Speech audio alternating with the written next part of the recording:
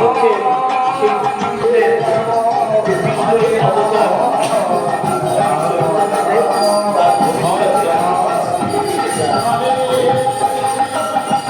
আগামী দিন সর্বত্র এই নাম থাকবে।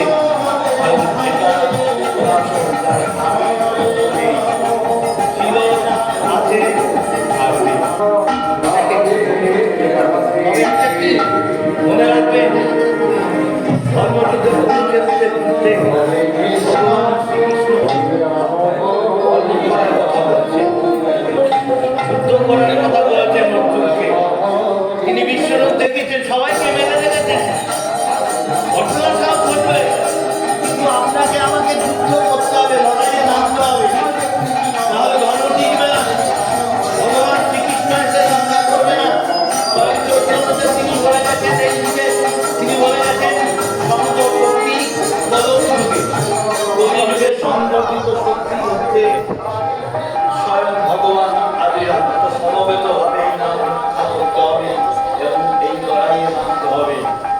আর সেই কারণে ধর্ম রক্ষার জন্য দেখুন আমাদের যেভাবে আন্দোলন করছে, মুর্শিদাবাদের ঘটনাগুলো জানে, পুলিশ কিছু করছে না, এত সম্পদ উঠিয়েছে, দোকান বাড়ি সব লুটপাট হয়ে যাচ্ছে, ভাঙচুর হয়ে যাচ্ছে, জ্বালিয়ে দিচ্ছে প্রশাসন, দর্শক। তাদের যে রক্ষা নাম বললে হবে না, শুধু কৃষ্ণের নাম ডাকলেই হয় না। অর্জুনকে যুদ্ধ করতে হয়েছিল, সেই কারণে সমবেত ভাবে আমাদের এই নাম রক্ষা করার উদ্বোধন হলো।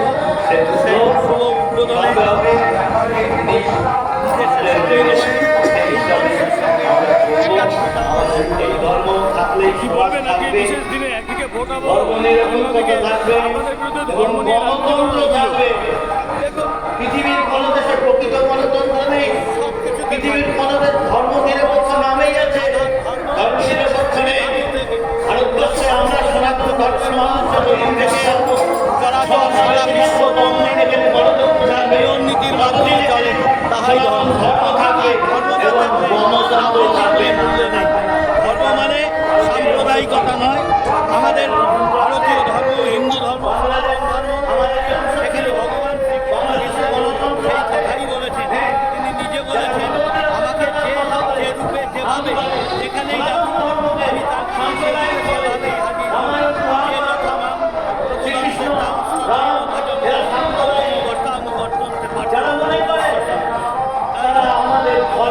ধর্মকে যারা বুঝতে পারে না, বিশেষ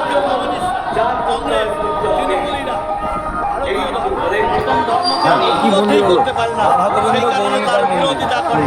আর তার জন্য আপনি কি মানে কতদিন ধরে প্রচার নাম আমি 4 বছর হলো প্রচার করে গেছি।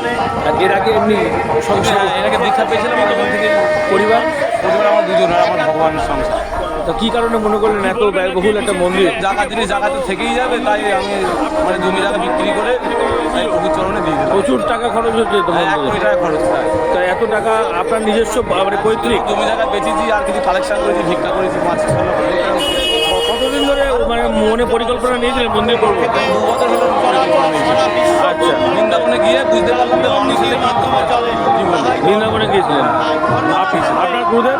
আমাদের বাতাসা বাড়ি দেবচক্র, তিনিও এসছেন আর কি। আর এই মন্দিরের কাজ আরম্ভ হয়েছিল কতদিন আগে? আর আপনার যে মন্দিরটা পুরোটা, সেইটা কত টাকা ব্যয়বহুল হবে মোটামুটি?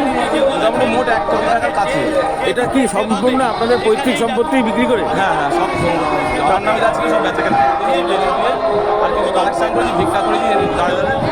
কী কারণে মনে করলেন একদম দরকার এটা মনে করলেন? মনে করলাম যে এটা হিন্দু সনাতন ধর্ম রক্ষা করতে হবে, তাই সেই হিসাবে।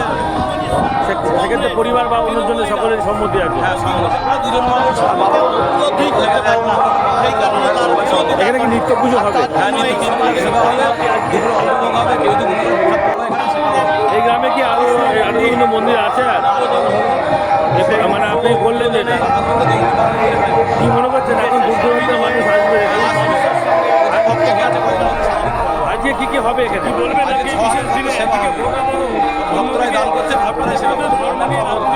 আর এই প্রতিমা যে অপরূপ সুন্দর সেটা কোথা থেকে বানালেন? এটা কলকাতা থেকে আনা। আচ্ছা। প্রাচীন বড়বাজার। সেটা সমস্ত স্থাপন হয়েছে। আজকে কি হলো? আজকে রামধরণ হলো। 3 দিন ধরে ঠাকুর থেকে চলাচল সারা কে এসেছিলেন উদ্বোধন করতে? নীতির মাধ্যমে চলে তাহাই ধর্ম।